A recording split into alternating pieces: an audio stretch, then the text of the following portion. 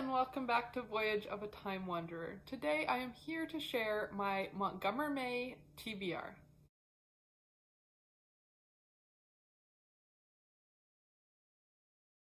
So in case you missed my announcement video, MontgomerMay is a Lucy Maud Montgomery themed readathon that I am co-hosting in May alongside Tiffany from Beautiful Minutia, Chantel from Chantel Reads All Day, Courtney from Courtney Reads, and Deea from the channel Novel Idea. And we are going to be celebrating Lucy Maud Montgomery all month long, and I have a giant stack of books as well as some audiobooks and digital books that aren't included in this stack of books that are on my TBR for the month that are themed around Lucy Maud Montgomery, her books, her stories, her time, the places she lived, and I just can't wait to share because I'm so excited about so many of these titles. So there is a bingo board for this event, which when May comes around, I'll be posting on my Instagram stories, and I will also put a download link from Canva in the description. So there are 4 book-related prompts. One is to read the group read, Kilmeny of the Orchard. One is to read a short story written by Lucy Maud Montgomery. One is to read a book or poem or other piece of literature referenced by Lucy Maud Montgomery in her writings, specifically in the Anne books or in other books if you so choose. And then lastly, to read nonfiction related to Lucy Maud Montgomery's life or the times and places that she wrote about. So I have picked a number of books for each of those prompts that I will be sharing.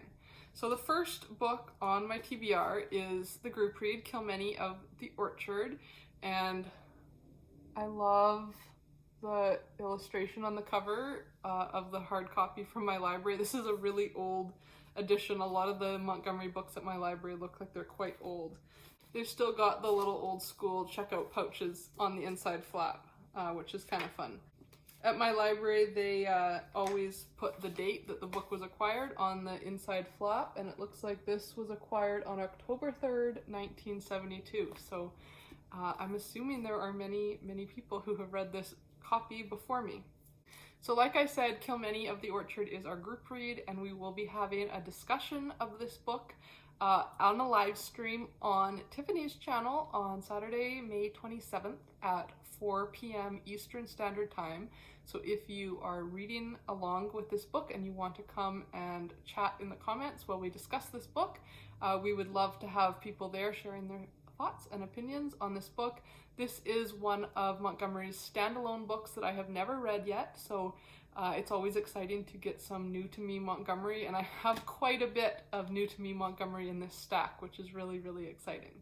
So the main plot of Kilmeny of the Orchard is that a new young and handsome teacher, Eric Marshall, arrives in a small Prince Edward Island village, and then he meets a young woman called Kilmeny in her family's orchard, and she is a bit of a tragic recluse, according to the flap, and the story unfolds from there. And this book was originally published in 1910. For the prompt to read a short story by Montgomery, I have 3 story collections, one of which is going to be my top priority, and then the other 2 that I would love to get to as well, if possible. So the first short story collection, and the one that's going to be my primary focus in the month, is The Blythes Are Quoted, and this was intended by Montgomery to be the 9th volume in the Anne of Green Gables series, but she passed away before it was finished and published, and so it wasn't until I think 2009 when this book was actually made available to the public. So I have actually never read this book, and it's a little bit different than the other books in the Anne series in that it's kind of a collection of short stories and vignettes about the Blythe family and the people of Glen St. Mary, which is the little village that the Blythes had settled in, as well as poetry written by one of Anne and Gilbert's sons, Walter.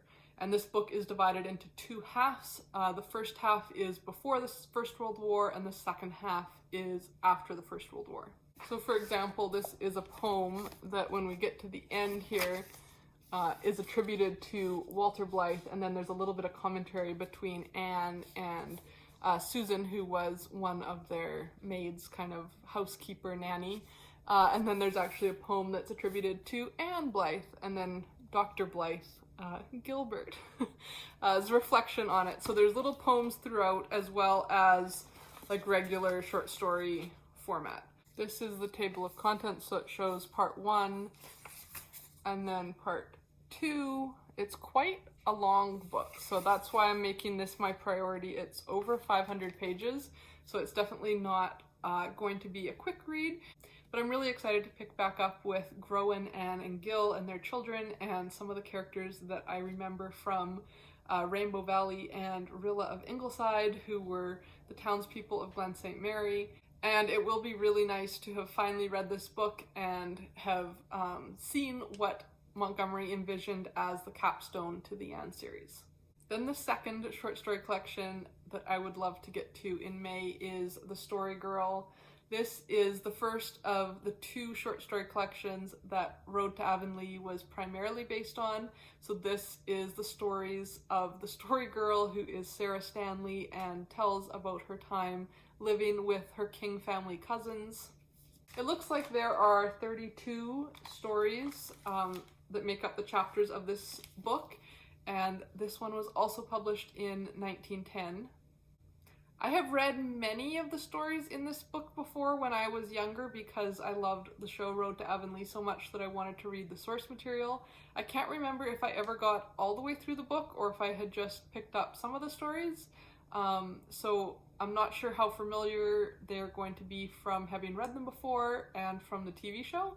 But I have been wanting to go back and fully read The Story Girl, as well as the second book in the duology, which I know I haven't read before, which is called The Golden Road. And then the third and final short story collection that I would love to get to in the month of May is Along the Shore, and I had mentioned this one in my announcement video. This is a bind-up of short stories that all kind of are themed around the ocean, the beach, seaside living, what it's like to live on an island. And so I thought that, especially towards the end of the month of May, when we're starting to get into our real summer weather, this might be a really appropriate read. It says that all of the heartwarming characters in these stories are linked by their love of the sea, and as someone who grew up on an island beside the ocean, I think I'm going to really enjoy this collection. So those are the 3 short story collections. Like I said, I'm going to give my priority to The Blythes Are Quoted, especially because it is the chunkiest of all of them. But in my ideal reading world, I would love to get through all 3. We'll see. Then in the nonfiction category of books related to Lucy Maud Montgomery's life, the times and places that she wrote about, I have a couple of physical books as well as some books that I'm planning to read digitally. The one that I'm most excited about is this one, which is 100 Years of Anne, Imagining Anne, The Island Scrapbooks of Lucy Maud Montgomery, and I am absolutely thrilled that my library has this. I didn't realize that they had it until I went in to pick up a couple other books and found it among the other Montgomery-related nonfiction, and I'm so excited because I've been wanting to find this book forever. This is a collection of scans of the scrapbooks that Lucy Maud Montgomery was creating while she was writing the Anne books. So this is an example of a spread where one half of the page is a scan of the scrapbook page, complete with like the little leaves, flowers, bows, everything that she had added into this page, and then the other half of the spread describes what we're seeing on the scrapbook pages and kind of the significance of those items. So it's just literally like page after page of gorgeous scrapbook pages. It looks so fascinating. I absolutely cannot wait to just sit and flip through this. It's kind of like a time capsule in a way, and so that just really appeals to me. And so there's 2 scrapbooks contained in here, the blue scrapbook and the red scrapbook. So the back here says that Lucy Maud Montgomery was an avid keeper of journals and scrapbooks, collecting mementos that together form a portrait of a fascinating Canadian life more than 100 years ago. Her island scrapbooks from the years 1893 to 1910 provide a revealing look into her world and her inspiration during the period when she created the beloved character of Anne Shirley while living in Atlantic Canada as a college student, teacher, and writer. So this is definitely the nonfiction that I'm the most excited about reading. Like literally every time I flip open the page, it just looks so interesting. Old pictures, newspaper articles, party invites, programs. It's just so cool. So I'm thrilled to have this out from my library, and I can't wait to dive into this.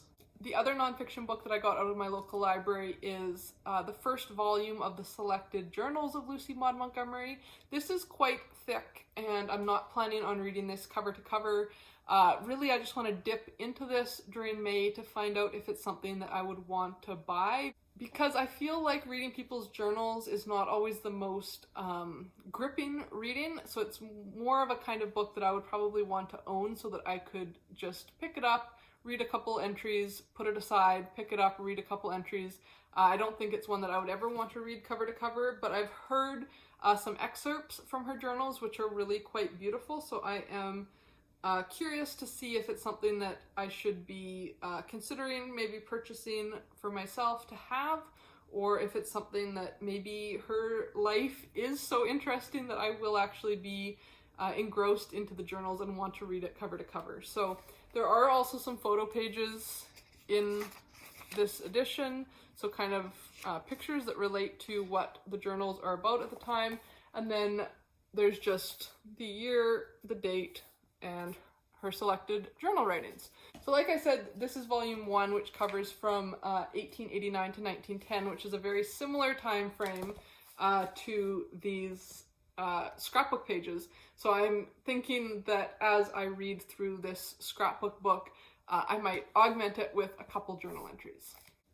And then I also got out this children's nonfiction, which is Lucy Maud Montgomery, A Writer's Life. I thought before I dove into the adult biographies, I would just read through this little kid's biography to refamiliarize myself with kind of the key events of her life. So this will be a quick read at the beginning of the month to set the stage for the rest of my nonfiction.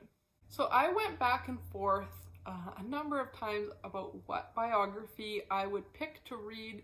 There are many biographies of Lucy Maud Montgomery, but the one that I have ultimately decided to go with is The Gift of Wings by Mary Henley Rubio. And the reason I picked this one is it's one of the more recent publications. It was published in 2008, so it is, from the reviews that I've seen, considered to be the current most definitive biography that's built on the previous biographies that were published about her life, and includes all the information that has become available as more of her journals have been published. The blurb on Goodreads says that the author spent 2 decades researching Montgomery's life and had extensive interviews with people who knew Montgomery, including her son, maids, friends, and relatives who are all now deceased, but she was able to interview before they passed away. And this covers her entire life from her childhood up until the end of her life.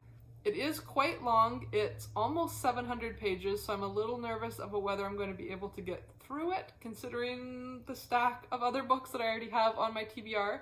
But I really wanted to have at least one nonfiction book that summarized her entire life, because I know from reading Jane Austen biographies how much richer it makes my reading experience of Austen's books, as I make connections between what she went through in her life and the characters and plot points of her books. So I'm assuming it will be similar with Montgomery. I know kind of the basic strokes of her life, but obviously 700 pages is going to have a lot of detail about what she went through and the highs and lows of her life that I think will really augment and improve my future reading experiences of her fictional books.